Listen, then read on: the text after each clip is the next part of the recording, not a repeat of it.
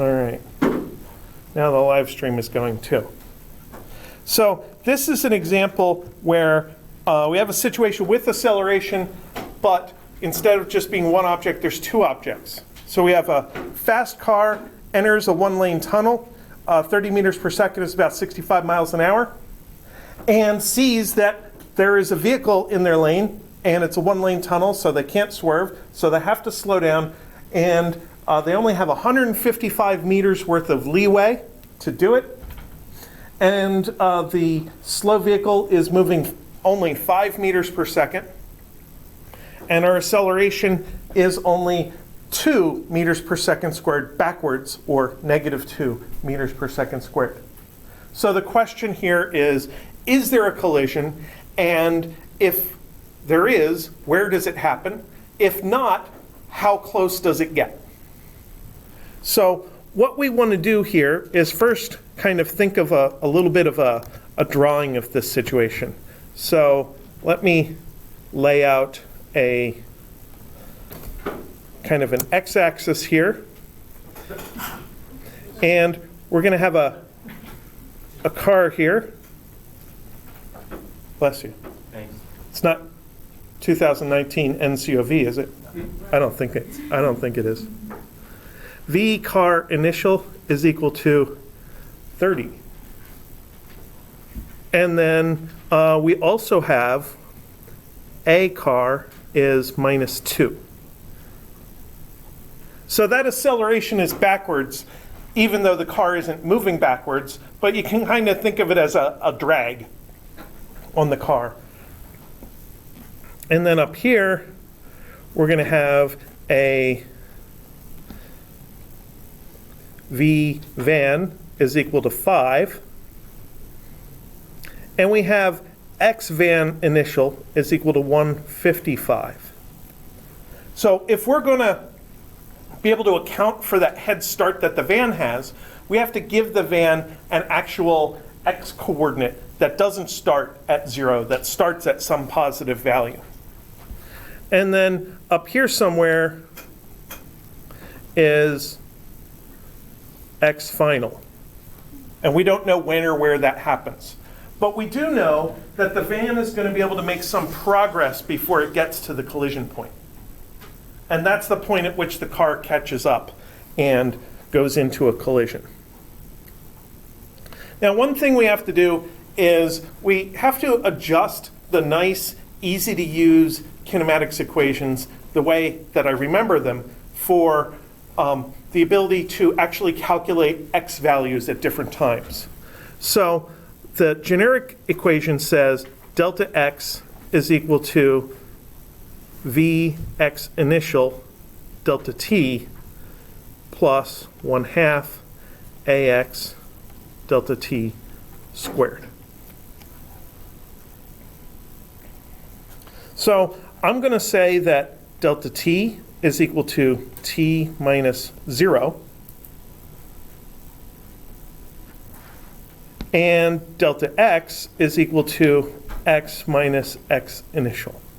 So I'm going to use the little I subscript to indicate the initial value, but for t initial, I'm just plugging in its value of 0. And I'm going to use the lack of a subscript or no subscript to indicate the final value. And then the deltas are the things that are related in my generic equation. So this is going to turn into x minus x initial is equal to Vx initial times t plus 1/2 ax times t squared. So the effect on the left-hand side is to turn the delta into a subtraction like it is. And on the right-hand side, the effect is to get rid of the delta off of the t so that our equation's not so cluttered anymore. And then we just solve for x. X is equal to x initial plus v x initial t plus 1/2 ax times t squared. And then we need to make up an equation as our condition for a collision. And our condition for a collision is x car is equal to x van. So basically, we're just going to plug this equation in on both sides of the equation, once for the car and once for the van, and see if it's possible for these things to be equal to each other. So for the car, this is going to turn into 30t minus 1/2 times 2 times t squared. The car doesn't have an x initial, so I'm just going to leave that 0 out of it. And the van does have an x initial, 155, plus 5t, and the van doesn't have an acceleration, so I'm going to leave that 0 out of it. Suddenly, I have an equation for time. This equation tells me the time of collision, if a collision happens. Unfortunately, it's a quadratic equation. So there's not much choice we have here. This turns into 0 is 155. The 5t minus a 30t is negative 25t. And the negative 1/2 of 2 is just 1. So the negative t squared adds over to become a positive t squared. There's our quadratic equation. So then t is equal to 25 over 2 plus or minus 1/2 times the square root of stuff. So it's negative b plus or minus the square root of b squared minus 4ac all over 2a. So I took the 2a out and made it two separate terms, but inside the square root, I need 25 squared minus 4 times 1 times 155.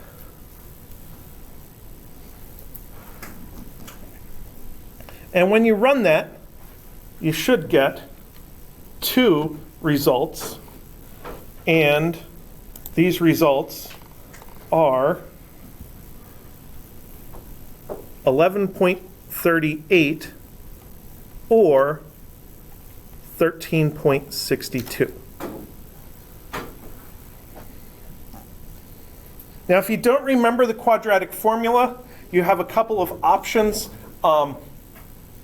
You can program your calculator to do the quadratic formula. If you're going to do that, I recommend practicing ahead of time so that you know how to do it when exam time comes. You can look up the quadratic formula on the equation sheet and do it manually. Or if you're doing homework, you could just type this equation into Wolfram Alpha and it'll give you the answers, which works great. That's how I got those answers. So now we have to stop and think. We got 2 different times of collision. What does this mean? If they didn't collide, the car would go forward and then the van would collide with it again. So there is a collision at 11.38. Our model assumes the car keeps moving the exact same way. And if the car missed the van somehow, there would be another opportunity for collision at 13.62. But, of course, if the collision happens, the car's not going to keep going the same speed. The van's not going to keep going the same speed. All of the math we did becomes invalid after 11.38. So that's the physics application, the physics interpretation, that we have to realize that the mathematical models we create apply to certain conditions. And we have to remember when those conditions are true and when they're not true. So we would take this one, not that one.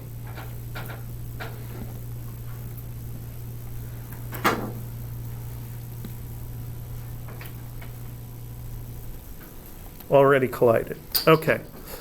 And then we can plug that in and go X van maybe is 155 plus 5 times 11.38 is 211.9 meters. So we found out where the collision occurs.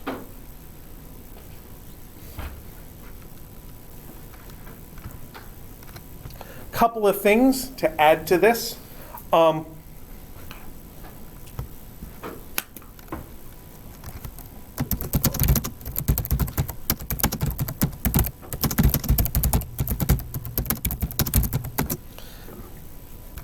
We really did the following when we were in the process of solving this.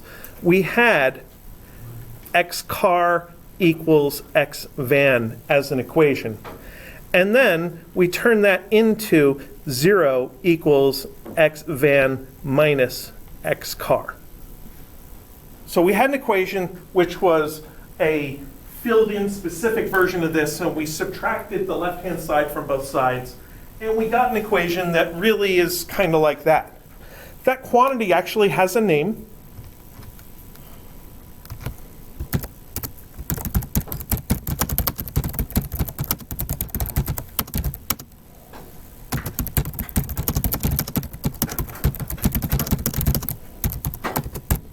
It's called relative position, or if you want to be specific about it, it is the position of the van relative to the car.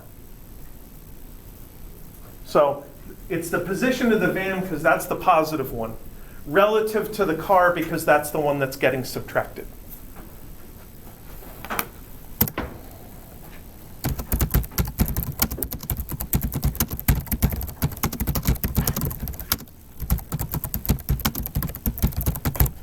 And the kinematics of relative positions is really kind of just like the kinematics of absolute positions. So x van relative to car initial is 155 minus 0 equals 155. V van relative to the car initial is 5 minus 30 equals negative 25. So initially, the van is 155 meters in front of the car. Initially, the van is actually getting 25 meters per second closer to the car. It's not because the van's moving toward the car, it's because the car is catching up to the van initially. So you can subtract two velocities and get relative velocity. And then the last quantity would be the acceleration of the van relative to the car is 0 minus a negative 2 is plus 2 meters per second squared, meters per second, and meters. So the van is actually kind of accelerating at 2 meters per second squared relative to the car. It's not because the van is accelerating, it's because the car is decelerating. So there's supposed to be a clear negative 2 in there. That's more clear now. Sometimes it's easier to deal with relative kinematics than absolute kinematics relative to a coordinate system.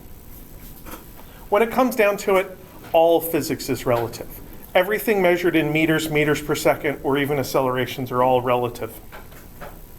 And the first person who really got their mind wrapped around that was Einstein in the early 1900s. And we kind of had Galilean relativity or Newtonian relativity. We knew that you could measure things with respect to any moving coordinate system. But Einstein said, yeah, but when you do that, the speed of light has to be constant. And then later on in the general theory of relativity, he figured out how to make it so you could measure things in any accelerating coordinate system and still have the speed of light be constant.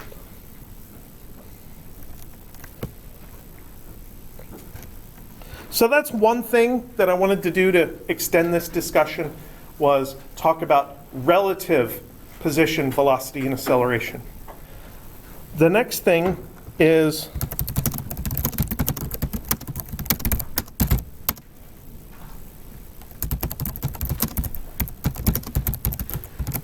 What would the math look like if the collision didn't occur? So let's just give the van a bigger head start. So I'll change to green because green is a happier color for no collision. So now X van initial is 1,000. And our equation would end up being 0 is equal to 1,000 minus 25t plus 1/2 times 2 times t squared.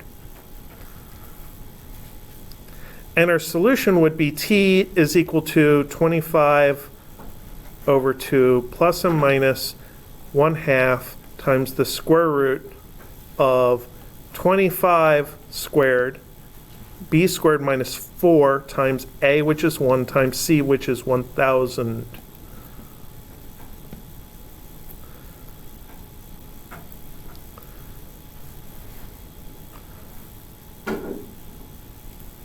So it's stuff times the square root of negative stuff. That's an issue. Because in real numbers, you cannot take the square root of a negative number. Where did you get 1,000 from? I made it up. Oh, you made it up. And also, how is XC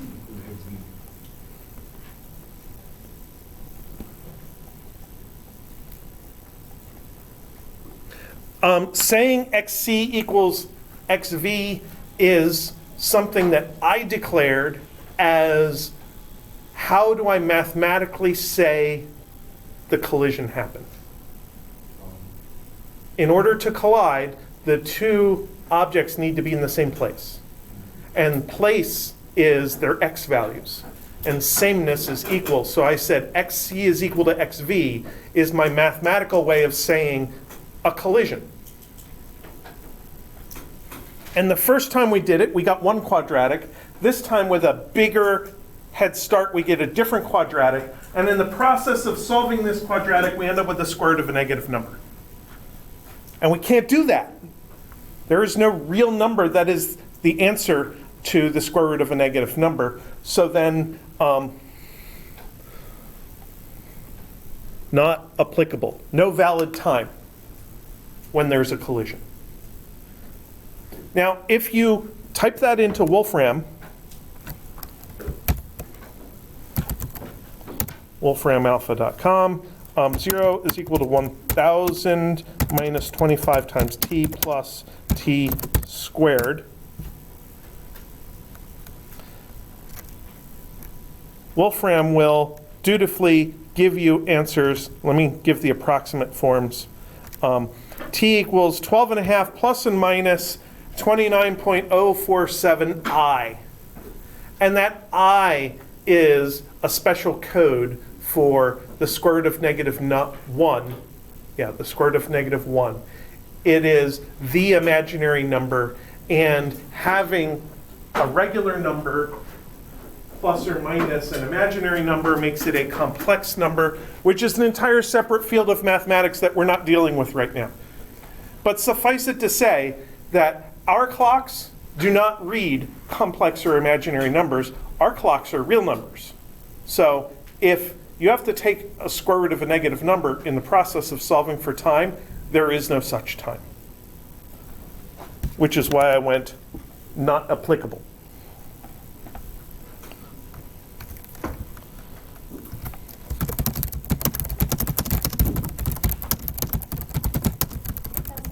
Yeah. What was my, if I put that into my calculator, what would it do? Probably an error message. I mean, if you try to take the square root of negative 10, most calculators will yell at you.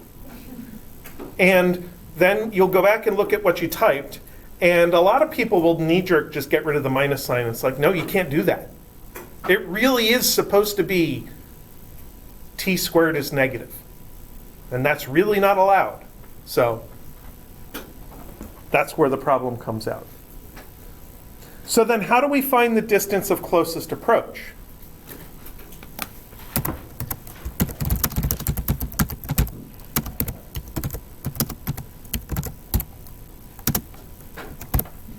Well, what we're trying to do is we're trying to minimize that difference between two variables, between two functions. How do you minimize something?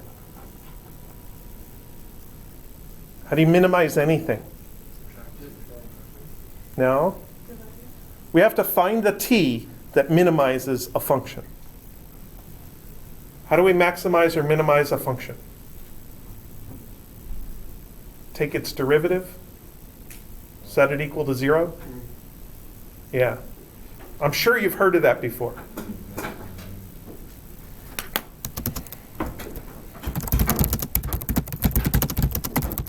So we set the derivative to 0. So that would be v van minus v car is equal to 0. The derivative of x is v. The derivative of the van's x is the van's v. The derivative of the car's x is the car's v. And taking a derivative is we call it a linear operation, meaning if I subtract two things and then take the derivative overall, I could just subtract their derivatives. So now I want to think about delta v in the x direction is equal to ax delta t. Do the same thing I did before. V minus v, v sub x minus vx initial is equal to a sub x times t. So every time I'm trying to subtract and get deltas, my initial is with the I subscript, and I'm subtracting final minus initial. So this is the final velocity minus the initial velocity. And for t, I just don't have to worry about the initial because it's 0. So that means v sub x is vx initial plus a sub x t. Our velocities follow linear functions in constant acceleration. So now, for the van, this is just 5. For the car, this is 30 minus 2t equals 0.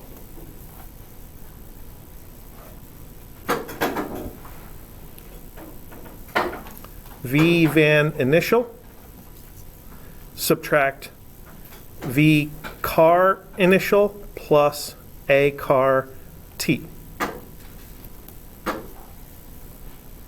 So I'm just plugging in a functional form that I know is true for a generic velocity. I do it for the van, I do it for the car, and I subtract them. Another way this could look is 5 is equal to 30 minus 2t. That would be v van is equal to v car. Because after all, if their velocity subtraction is equal to 0, then their velocities are equal to each other. So that's another way of figuring out the point of closest approach. Is initially the car is approaching fast, and then once their velocities are equal, you're at the closest point, then the car is going to keep slowing down and the van's going to pull away. So this is a way of declaring, I want to find the time when the two velocities are equal to each other. And then this turns into negative 25 equals minus 2t, which is t is equal to 12.5 seconds. That's the position of the time of closest approach. That turned out to be the time in the middle of the quadratic formula.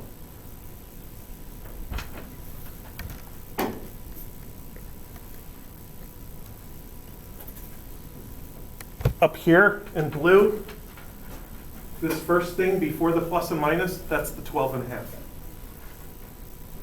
That's the time of closest approach if there's no collision.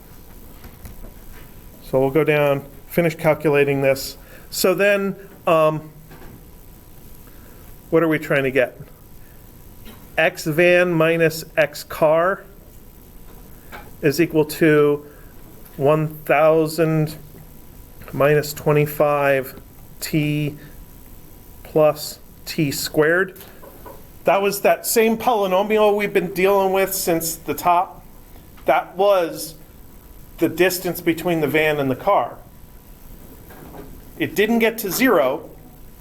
We can plug in this t and see where it does get to. 1,000 minus 25 times 12.5 plus 12.5 squared is, what was it?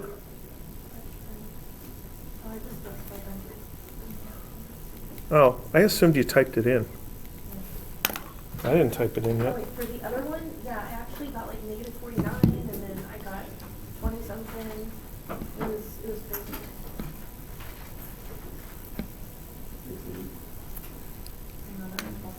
That should come out to that. I think I got all the numbers right throughout this. So, is there something I messed up? Where's, what was A supposed to be? A was supposed to be 12.5. Whenever you put it in the, like in the program in the computer, A was supposed to be 12.5? When solving the quadratic formula, Yes, whenever like plugging that. A was 1. Okay. The A of the quadratic formula is whatever's in front of the variable squared. Let's take a quick look at that. So here's the quadratic we're solving generically, and there's the quadratic formula. The capital A of the quadratic formula is whatever's in front of variable squared. But in our kinematics equation, the thing in front of t squared is half of the acceleration. So usually the A from the quadratic formula is half of the acceleration.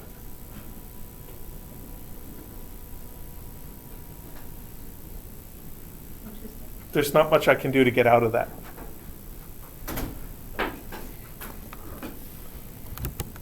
All right. So that is a little bit about relative velocity and some calculations that we can do in a case with relative acceleration of two things. Now we have the case of free fall to deal with.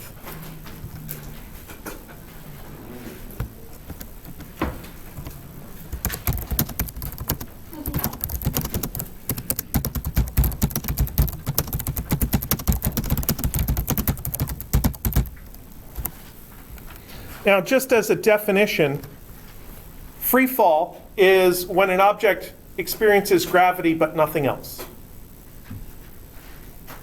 So, very specifically,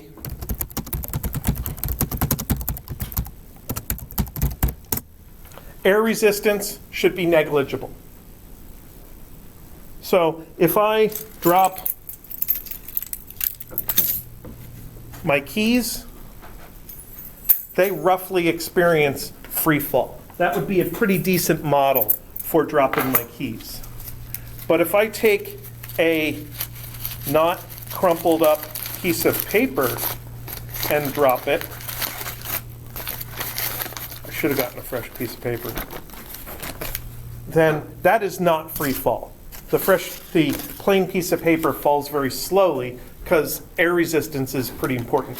But if I crumple it up, then air resistance really is fairly negligible. And if I drop my keys and the piece of paper at the same time, they hit the ground at the same time.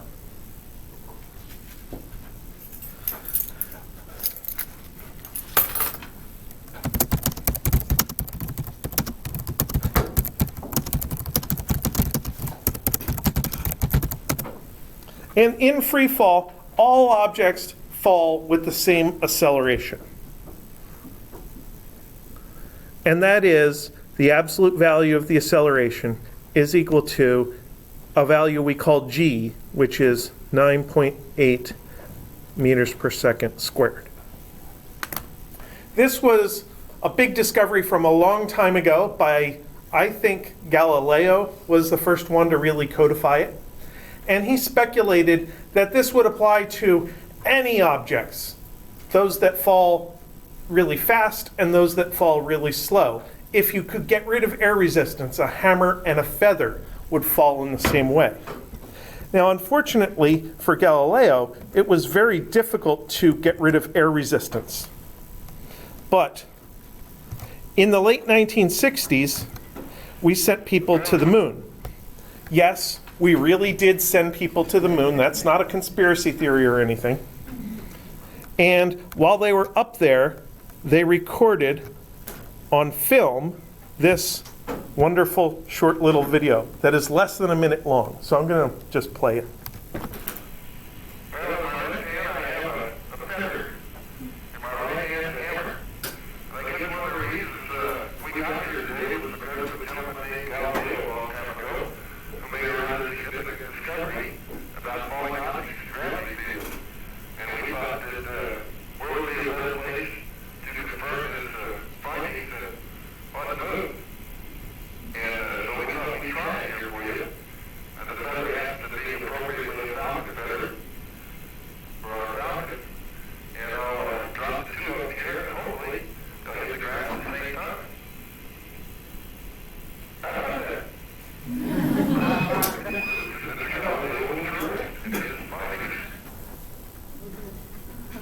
Yes, I like that reaction too. He just goes, well, how about that? As if he expected it to not work. Now, of course, in the experiment on the moon, these objects did not fall with the same acceleration we experience here. The acceleration due to gravity on the moon is about 1/6 of our acceleration due to gravity, but they still were equivalent to each other. Once you add a coordinate system to this, maybe with a y direction pointing up, and we usually make the x direction pointing to the right, then you can say a subscript y is minus g, which is minus 9.8 meters per second squared.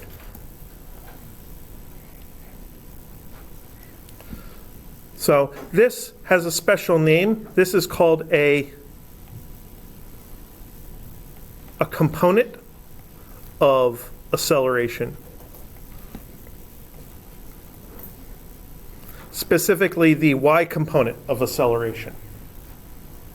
So when you have a directional quantity and you ask the question, how much is that directional quantity pointing in a certain direction, that is called a component of that quantity in that direction. And whether the component should be plus or minus isn't established until you declare which direction is positive. So the magnitude of acceleration is just a positive number, that's g. The directionality and the plus and minus wasn't really created until I drew an upward arrow and labeled it y. That's when the y acceleration became negative.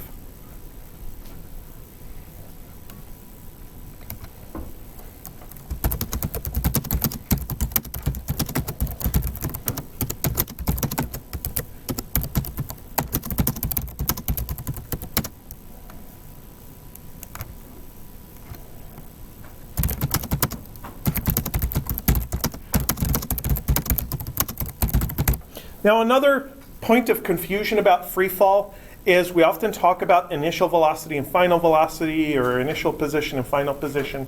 And it's not that big a deal with position, but with velocity, it really is a big deal.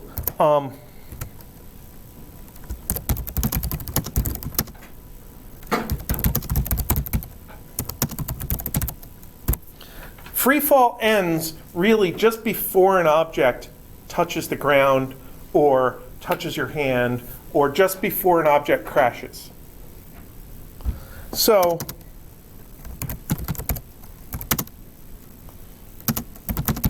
whoops, the final y velocity is typically negative because gravity makes things go downwards.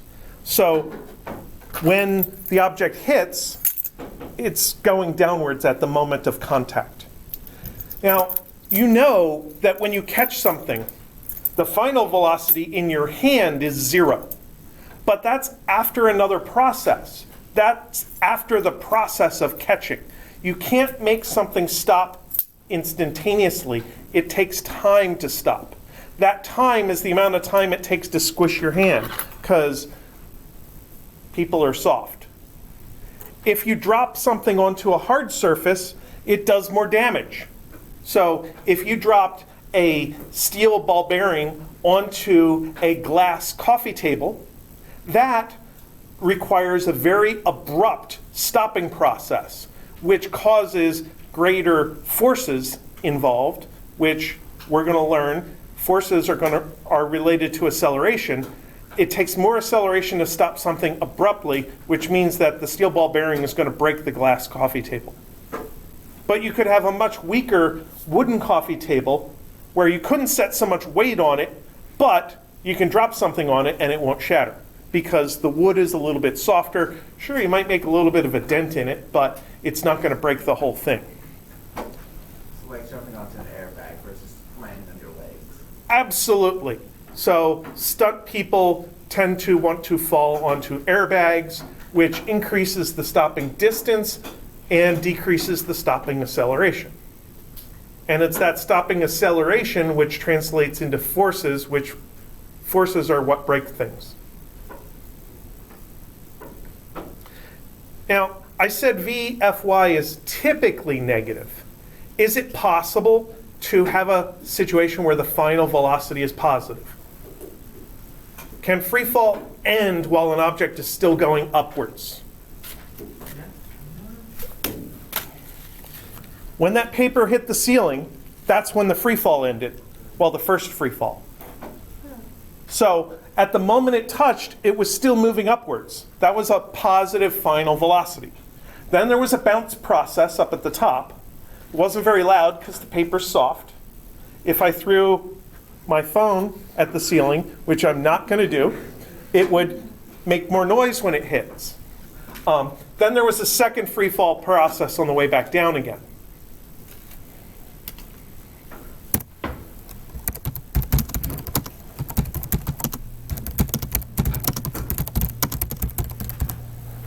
Free fall starts just after you launch the object. So if you drop something, it has v equals 0, v equals 0, v equals 0. You drop it, it has v initial equals 0. And that's when the free fall starts. Or I can have something, v equals 0, v equals 0, v equals 0. I throw it, I accelerate it, I make it go upwards. V initial equals some value. And I gave it the V initial. It wasn't free fall that gave it the V initial. I gave it the V initial. So that's not part of the free fall. That's me. So when we talk about initial and final, when we're analyzing a free fall situation, don't include the act of throwing or the act of catching or whatever else happens. So the initial starts when the ball is like let go of your hand or Exactly. stops touching your hand? The moment it separates from my hand, that's V initial. Okay. So now we have to do some math.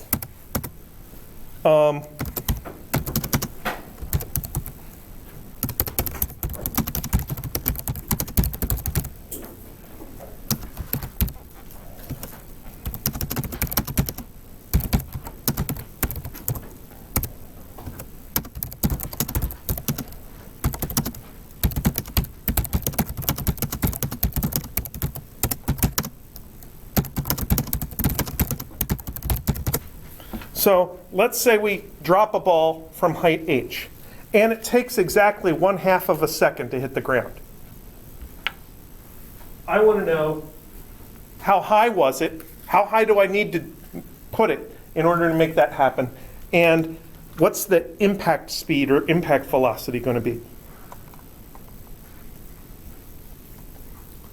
So then I like to do drawings, so I'm going to set this up. There's the initial position, there's the ground, here is the final position with some V final. And This is going to be delta y equals minus h.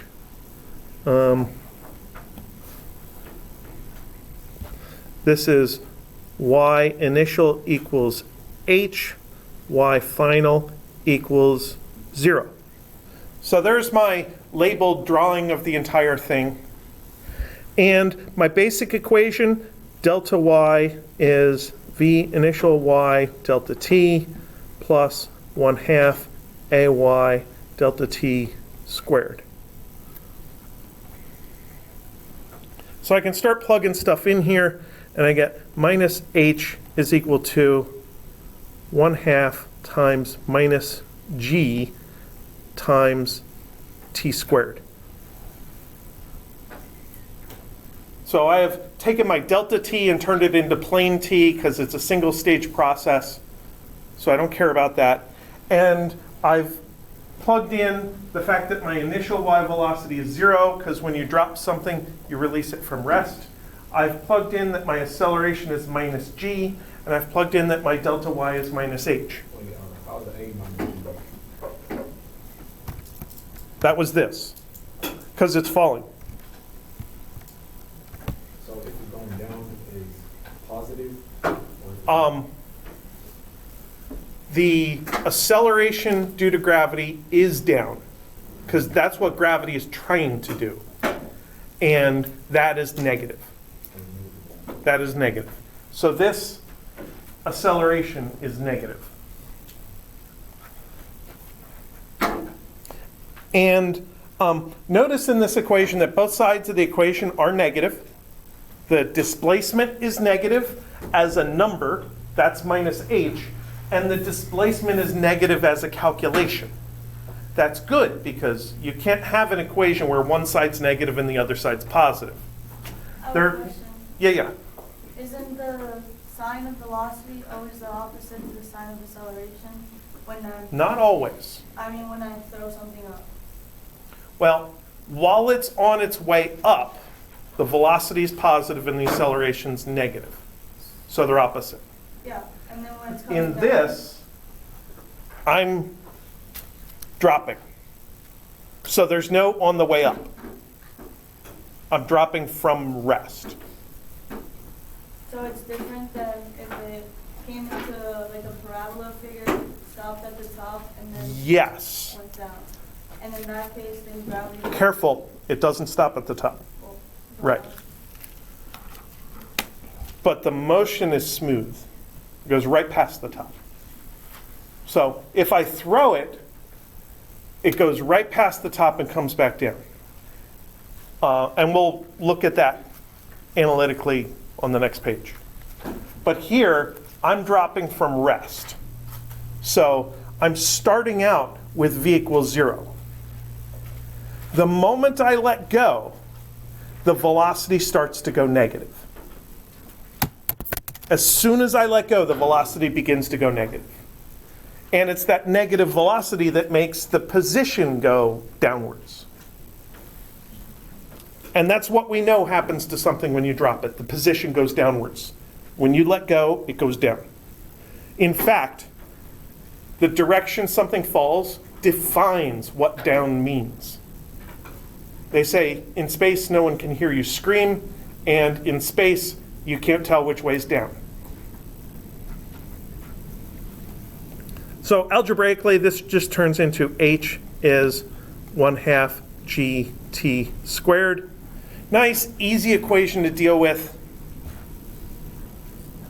We can plug numbers in and get h is 1/2 times 9.8 times 0.5 squared is 1.225 meters.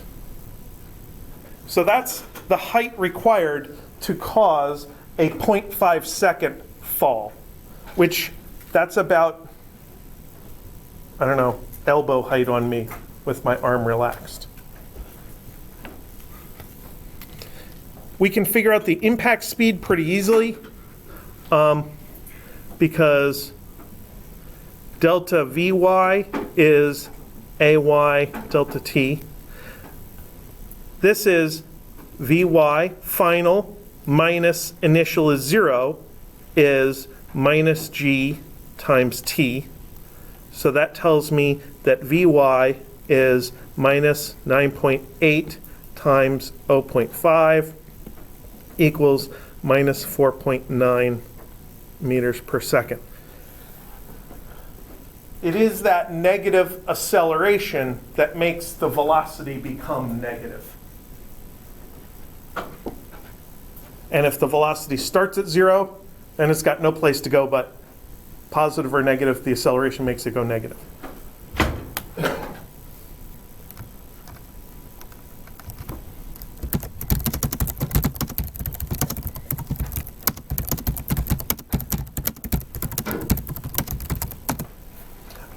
If you have a given height instead of a given time, it's still pretty easy to deal with. So, wow.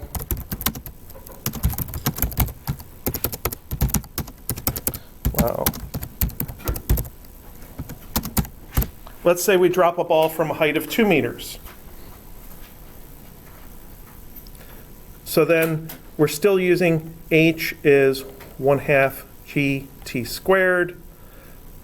But then we have to solve for t, and that should look like 2h over g with a square root. So multiply the 2 over times h, divide the g, and that would leave us with t squared, so we square root it. So that would be t is equal to the square root of 2 times 2 over 9.8, which is 0.639 seconds.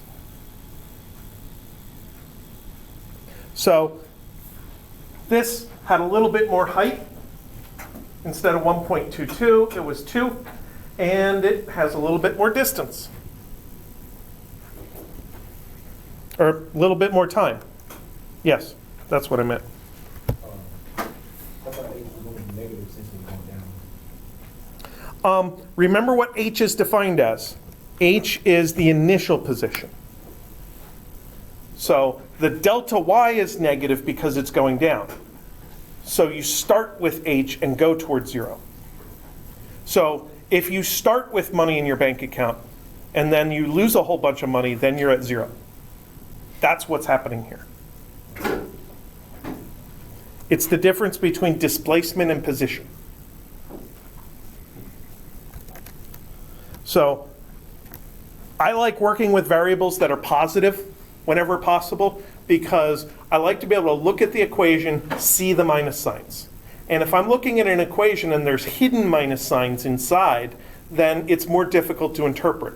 So our generic equation is great, but we have to realize that a lot of these quantities can be negative. And it's nice to plug in values, be explicit and say, okay, I know that's 0, I know that's negative, and I know that's negative. Let's do some algebra and cancel out the minus signs.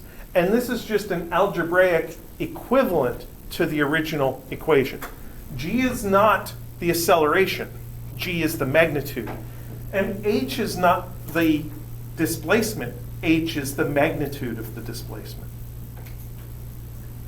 So it's like we've created a simplified version of the equation for ourselves so that we don't have to keep concentrating on plus and minus with every single thing we write.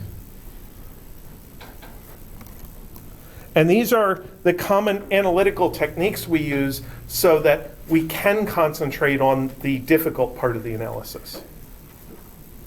And then you practice with this for a while and get used to this, and then we add another layer on top of it. And we keep doing that until eventually you get to graduate school and you say, I'm done with this. Where are we at? Vy is minus gt. So this turns into minus 9.8 times 0.639 is equal to negative 6.26 meters per second. So you drop from higher height and it lands faster. You fall from higher height, you hit the ground harder. You knew that.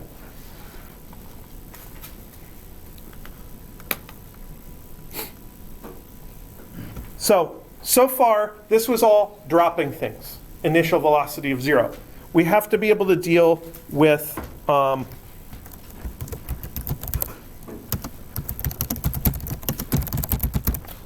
launching things with initial velocity. Usually, we study cases with the initial velocity is upward, but it doesn't have to be that way. It's just more interesting when we have an object launched upward. So,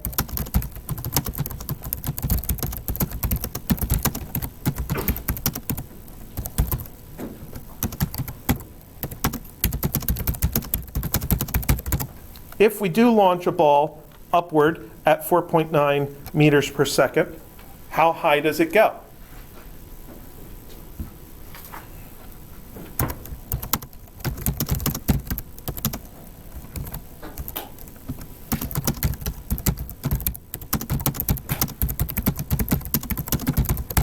And then we need a way of describing the top. At the top, y is maximized, so we set its derivative, v sub y is equal to 0. So v sub y minus viy is ay delta t, or vy is viy plus ay delta t. So this is 0 is 4.9 minus 9.8 t. That's what it looks like after I plug in all my numbers. So I'm declaring my final velocity, I'm given my initial velocity, and I know my acceleration, because it's free fall, is negative g. So then I find out that t equals 0.5 seconds.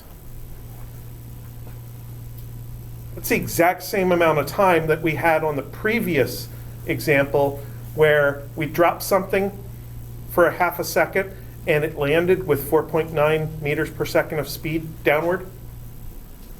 The process of going upward in a parabola is symmetric with the process of coming back down.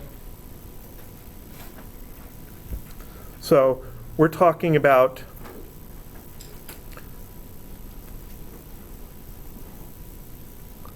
let's draw a graph of y versus t.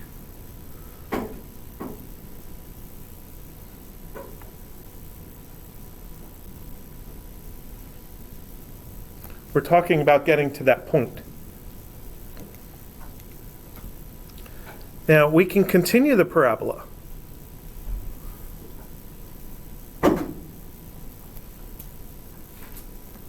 So here, Vy equals 0. There's another interesting point right here.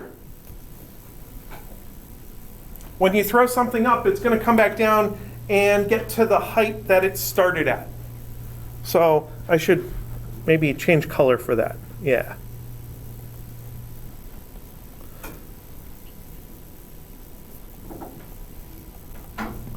At that point, the y final and the y initial are the same value. So that's a perfectly valid declaration to make. If I know that an object got back to the same height, its delta y is equal to 0. So then what can we do from that? The easiest equation to deal with is the vy squared is viy squared plus 2a sub y delta y. That equation has a nice explicit delta y in it. And in this case, that is 0. So that means I can take the square root of both sides and I get vy is, leave a blank space there, viy. Now why did I leave a blank space there when I took the square root? Because it's plus or minus. Anytime you take a square root, you have to consider the possibility of plus or minus. It's not when a square root is built into a formula, it's when you take a square root as part of your algebra. That's when you're saying, well, I knew v squared was this, but I want to find v. You take a square root as part of your algebra, and you have to consider the possibility of plus or minus. Of course, we know that vy is negative, so we can make that choice. If we have to think about the situation. Here we know the object is heading back down again at that point.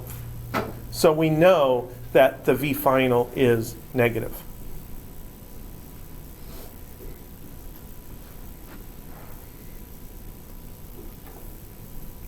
So that's negative 4.9 meters per second. So it's like when you throw something up in the air, it takes a half a second to get to the top, and then it comes back down, and the second half of the motion is just like if you dropped it from the top in the first place. We can find the time to get to the starting height by doing delta Vy is Ay delta t. So this is minus 4.9 minus a plus 4.9 is minus 9.8 delta t. Remember that delta is always final minus initial. The final is negative, we just found it. The initial was positive, but it's getting subtracted as part of a delta. And that gives us negative 9.8 on this side. We divide both sides by negative 9.8, and we get t is 1.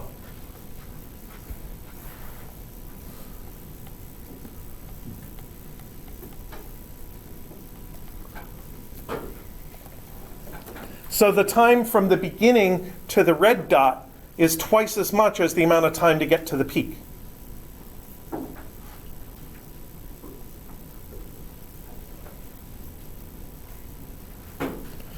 Now we have one more interesting point we could think about. What about this point here? This is at delta y is equal to minus 1.0 meters. So I could throw something not valuable. I could throw something upward and let it hit the ground. So it had initial height, it had initial velocity, and it ended up on the ground.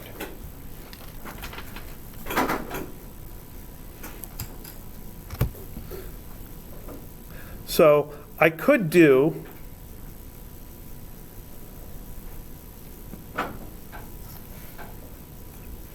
y is equal to y initial plus Vy initial t plus 1/2 Ay t squared. Or 0 is equal to 1.0 plus 4.9 t minus 1/2 times 9.8 times t squared. But I don't want to, and I don't have to, so I'm not gonna. You can't make me. Instead, I'm gonna do Vy squared equals Viy squared plus 2Ay delta y. This is 4.9 squared plus 2 minus 9.8 and minus 1.0. And this is you throwing it up, right? This is me throwing it up.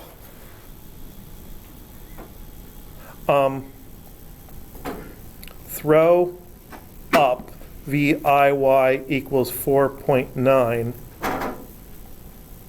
Land below with delta y is equal to negative 1.0. So throwing it up from waist height let it land on the ground.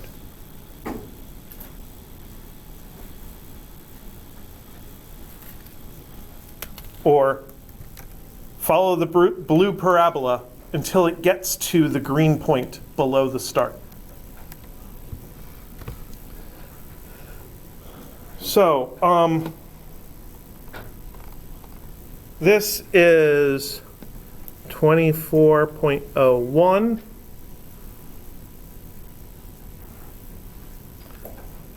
plus 19.6 is 43.61. So that's a Vy squared, or V final y squared. So then Vy is minus the square root of 43.61 is negative 6.60 meters per second.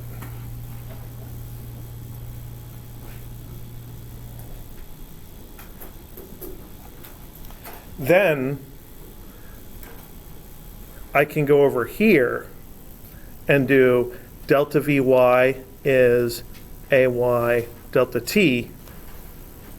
Now that I know all about the velocity, now I can use my definition of acceleration to figure out the timing. So this is minus 6.6 final minus initial was 4.9 equals acceleration is negative 9.8 times t. So that means t is equal to negative 11.5 over negative 9.8, which comes out to 1.17.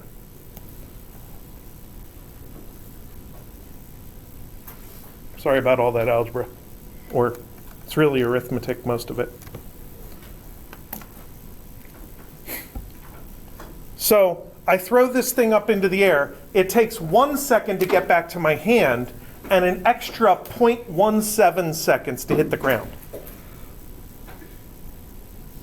If I just dropped it to the ground, then it would take a little less than a half a second to fall from 1 meter. But because when it falls from up there, it has a head start, it has some initial velocity, it actually takes a lot less than a half a second extra to pass my hand and hit the ground. So, a couple of clarifications about quantities here.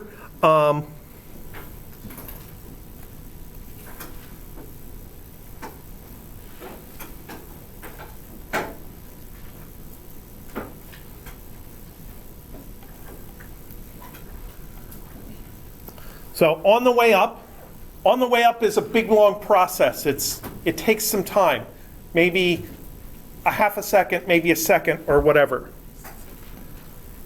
Vy is plus, and Ay is minus g.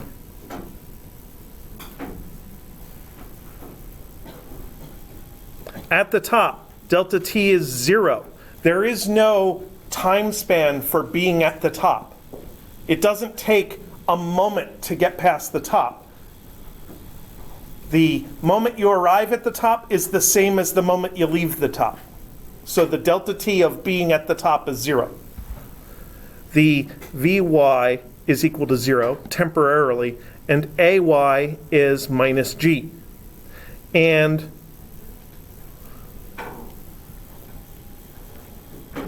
on the way down, delta t is a number, Vy is minus, and Ay is minus g. And here, our object is slowing.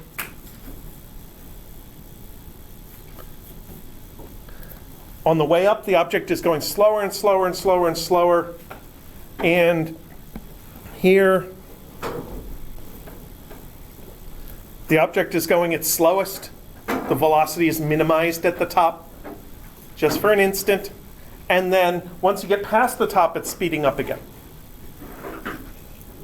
So that's the relationship between the quantities. And notice that the opposite signs here go with slowing down. The, the wishy-washiness of the relationship goes with being the slowest speed.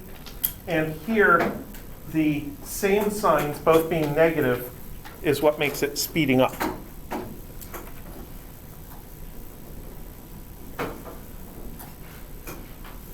So those are things that, I don't know that you'd want to like memorize that table, but you want to make sure that your brain understands that table, that it makes sense to you. All right. So, you guys have a good weekend, and we'll see you back here on Tuesday to talk about two-dimensional motion and stuff. That's the easy stuff.